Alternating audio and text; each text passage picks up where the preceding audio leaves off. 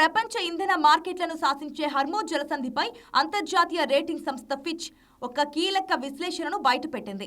ప్రపంచవ్యాప్తంగా సరఫరా అయ్యే మొత్తం ముడి చమురు, గ్యాస్ అవసరాల్లో ఏకంగా 20% వాటా కేవలం ఈ ఒక్క హార్మూజ్ జలసంధి ద్వారానే సాగుతోంది.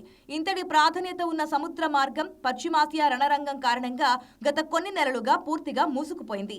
అయితే ఈ ఏడాది జూలై చివరి నాటికి ఈ జలసంధిలో నౌకల రాకపోకలు మళ్లీ మొదలవుతాయని ఫిచ్ అంచనా వేసింది. ఈ మార్గం తెరుచుకున్న వెంటనే అంతర్జాతీయ మార్కెట్లకు చమురు సరఫరా వ్యవస్థ సాధారణ స్థితికి చేరుకుంటుందని పేర్కొంది. ప్రస్తుతం చమురు మార్కెట్లో ఉన్న సరఫరా ఒత్తిడి క్రమంగా తగ్గి రానున్న రోజుల్లో బ్రెంట్ క్రూడ్ ధరలు భారీగా క్షీణించే అవకాశం ఉందని ఈ నివేదిక స్పష్టం చేసింది. జూలై ముగిసే సమయానికి హార్మూజ్ జలసంధి కనుక తెరుచుకుంటే సెప్టెంబర్ నాటికి బ్రెంట్ ముడి చమురు ధర బ్యారెల్కు సుమారు $70కు పడిపోవచ్చని ఫిచ్ అంచనా వేసింది.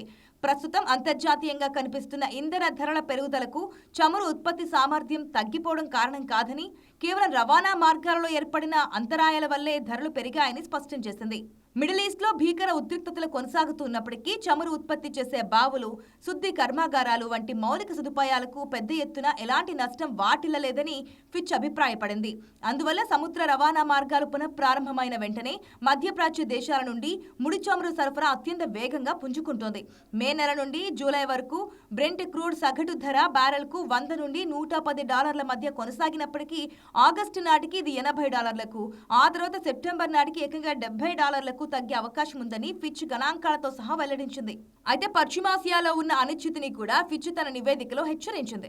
ఒకవేళ అంతర్జాతీయ దౌత్య చర్చలు విజయవంతమై హార్మూజ్ జలసంధి అంచనాల కంటే ముందుగానే తెరుచుకుంటే చమురు ధరలు మరింత వేగంగా తగ్గుతాయి. అదే సమయంలో ఒకవేళ ఇరు దేశాల పంతాల వల్ల ఈ సముద్ర దిగ్బంధనం కనుక దీర్ఘకాలం పాటు ఇలాగే కొనసాగితే ముడి చమురు ధరలు బ్యారెల్కు $100 పైనే స్థిరంగా ఉండిపోతాయి. అలా జరిగితే భారతదేశంతో పాటు చైనా, జపాన్, దక్షిణ కొరియా వంటి చమురు దిగుమతులపై పూర్తిగా ఆధారపడిన ఆసియా దేశాలకు ఇంధన వ్యయాలు భారంగా మారుతాయి. దేశీయంగా పెట్రోల్, డీజిల్ ధరలు పెరిగిపోయి ద్రవ్యోల్బణ ఒత్తిడిలు మరింత ఎక్కువయ్యే ప్రమాదం పొంచి ఉందని ఫిచ్ రేటింగ్స్ హెచ్చరించింది. ప్రస్తుతం ప్రపంచ ఇంధన మార్కెట్ల చూపులన్నీ హార్మూజ్ జలసంధిపైనే కేంద్రీకృతమై ఉన్నాయి.